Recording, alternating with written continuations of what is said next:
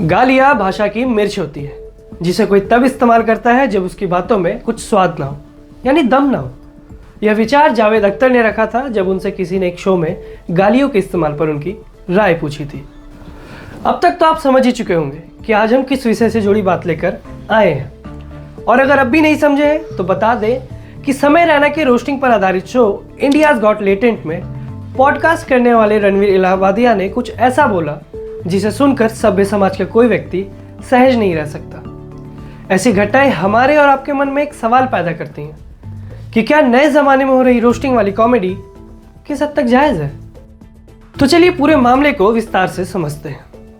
दरअसल समय रैना के यूट्यूब चैनल से इंडियाज गॉट लेटेंट का एपिसोड नंबर 6 अपलोड किया गया, जिसमें गेस्ट के तौर पर आए पॉडकास्टर रणवीर इलाहाबादिया ने कुछ आपत्तिजनक बातें कही जो सोशल मीडिया पर बहुत तेजी से वायरल होने लगी।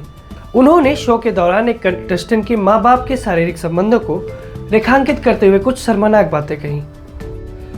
देश भर के बुद्धिजीवियों ने इस पर अपनी प्रतिक्रियाएं भी दी हैं। महाराष्ट्र के मुख्यमंत्री देवेंद्र फडणवीस से लेकर ढेरों कलाकारों और कॉमेडियनों ने इसकी आलोचना की है। हमारे समाज में हमने अश्लीलता के भी कुछ नियम तैयार किए हैं। अगर उनको कोई पार करता है तो ये बहुत गलत बात है। अगर ऐसी कोई बात होती है तो उसके ऊपर कार्रवाई होनी चाहिए। रणवीर के इस टिप्पणी से लोग काफी नाराज दिखाई दे रहे हैं। इस पूरे मामले को जोर पकड़ता देख सूचना और प्रसारण मंत्रालय ने इस एपिसोड को यूट्यूब से हटवा दिया।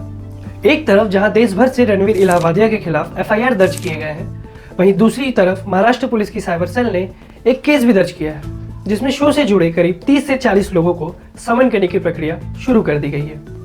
रणवीर ने 11 फरवरी को अपने सोशल मीडिया पर एक वीडियो पोस्ट कर माफी मांगी और उन्होंने कहा कि जो भी उन्होंने बोला है उस पर वो सफाई नहीं देना चाहते, सिर्फ माफी मांगना चाहते हैं। My comment wasn't just inappropriate, it wasn't even funny. Comedy is not my forte. I'm just here to say sorry. Many of you asked if this is how I wish to use my platform, and obviously this is not how I wish to use it. I'm not going to give any context or justification or reasoning behind whatever happened. I'm just here for an apology. इसी के साथ साथ show के founder समय रैना ने x पर post करते हुए शो के सभी एपिसोड्स को यूट्यूब से हटाने की जानकारी दी और जांच एजेंसियों को पूर्ण सहयोग देने का आश्वासन दिया है। कुल मिलाकर अगर कहें तो कॉमेडी और रोस्टिंग में आपत्तिजनक बातों का किस हद तक इस्तेमाल किया जा सकता है, इस पर सोशल मीडिया पर बहस बढ़ती जा रही है। सोशल मीडिया दो धड़ों में बढ़ चुका है। एक, ऐसी चीजों को मजाक की श्रेणी में रखना सही मान रहे हैं, तो दूसरी ओर इसे खुली अश्लीलता माना जा रहा है। अब सोचने का विषय यह है कि क्या ऐसे कंटेंट को समाज में होना चाहिए या नहीं। इस प्रकार के शब्दों का उपयोग किस हद तक करना उचित है। इस प्रकार की चीजों को किस प्रकार से सेंसर करने के लिए नियम बनाए जाने चाहिए ताकि समाज में ऐसी बातें बाहर ना जाए।